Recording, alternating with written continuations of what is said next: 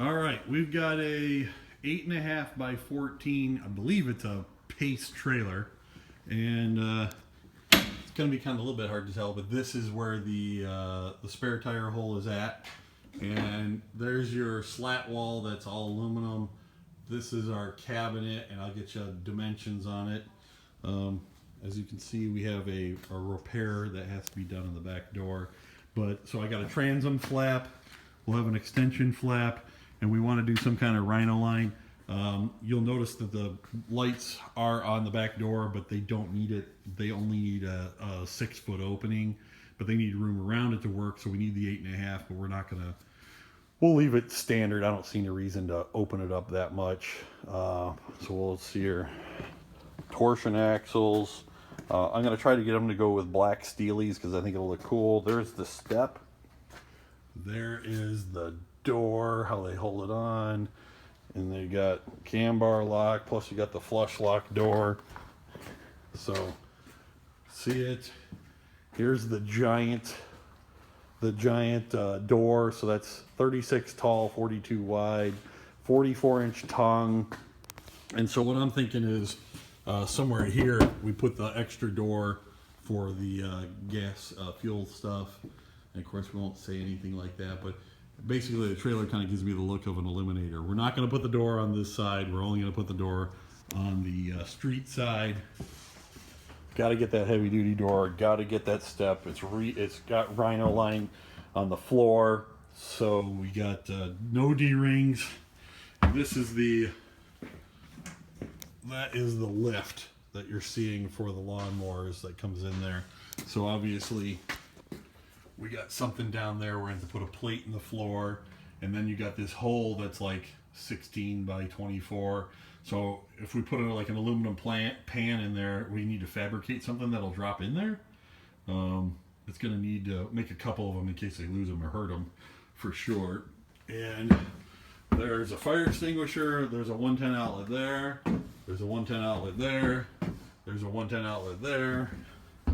There's a 110 outlet there. So we got 4 of them in total. If we take a swing back, we've got a light there. We got a light there and a light there. Obviously we have 2 vents. I'd like to make one of the vents standard crank up, and the other one I'd like to make powered by 110. So when you opened it, we'd have it'll get exhaust out of there. There's the light switch for the lights. In the back corner, we're going to need some D-rings in the wall. That's where they put their jacks. The jack stands will get tied up over there. So this is that's how it locks in. And so you can see that's the kind of shelves they got. Everything is it's all just made out of angle iron with, MDF stuff on it. But they like those a lot. Looks like they're all done at the same increment, so I can figure out those measurements. Wheel boxes are covered. We got our whole frame. Obviously wasn't really coated really well. And I'm going to have a 110 receptacle on the floor, and we're going to get a brand new one of these. So I'd like to get it to you guys and then get it mounted. So here's the cabinet, upper and lower. And over on the right, we've got a pancake air compressor that's not very big.